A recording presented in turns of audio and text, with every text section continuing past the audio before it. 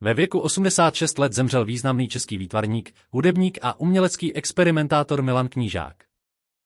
Informaci o jeho úmrtí zveřejnil ministr zahraničí Petr Macinka.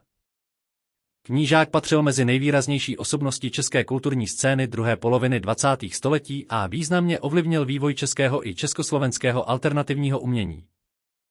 Než začneme, nezapomeňte dát videu like, přihlásit se k našemu kanálu a zapnout upozornění, abyste vám neunikly další zprávy ze světa kultury, historie a významných osobností. Milan Knížák nebyl pouze malířem, věnoval se také hudbě, architektuře, designu, módě, poezii a fotografii. Jeho tvorba často překračovala hranice tradičního umění a vyvolávala veřejnou diskusi. Knížák byl jednou z klíčových postav českého undergroundového hnutí.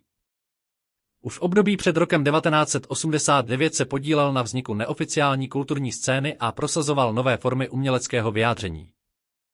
Po změně politického režimu se stal rektorem Akademie výtvarných umění v Praze a později vedl také Národní galerii v Praze. Do širšího povědomí veřejnosti se dostal především během svého působení ve funkci generálního ředitele Národní galerie v letech 1999 až 2011. Jeho vedení instituce bylo spojeno jak s úspěchy, tak s kritikou. Za jeho působení se galerie musela vypořádat například s následky ničivých povodní v roce 2002, které zasáhly některé výstavní prostory. Pod Knížákovým vedením se Národní galerie zaměřila především na rozvoj stálých expozic a péči o své sbírky. Zastával názor, že hlavním úkolem galerie není pouze pořádat krátkodobé výstavy, ale především uchovávat, zkoumat a prezentovat umělecké dědictví. Jeho styl řízení však vyvolával také spory.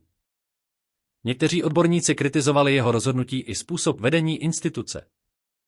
Během svého působení se dostal do konfliktů s několika odborníky a kurátory. Známá byla například jeho veřejná rozepře s umělcem Davidem Černým během udílení ceny Jindřicha Chalupeckého ve Veletržním paláci v roce 2000. Milan Knížák byl také známý svými názory na společenské a politické dění. Podporoval bývalého prezidenta Václava Klause a politické směřování ODS. V roce 1998 se neúspěšně pokusil získat mandát v Senátu.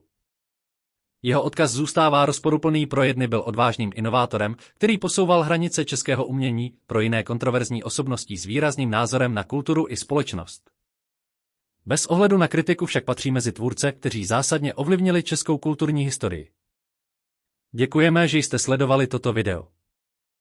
Pokud vás zajímají další zprávy o významných osobnostech, kultuře a historii, nezapomeňte se přihlásit k odběru našeho kanálu.